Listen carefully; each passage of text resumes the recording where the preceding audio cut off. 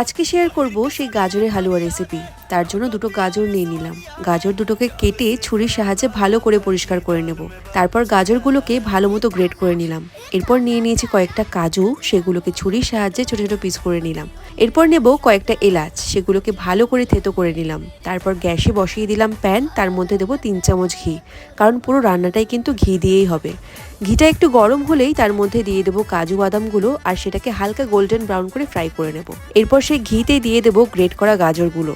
গাজরটাকে বেশ কিছুক্ষণ ধরে নেড়েচেড়ে তার মধ্যে দিয়ে দেবো পরিমাণ মতো দুধ।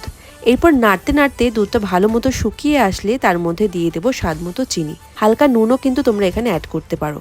তারপর আবারও ভালো করে নেড়ে তার মধ্যে দিয়ে দেবো ফ্রাই করা কাজুগুলো।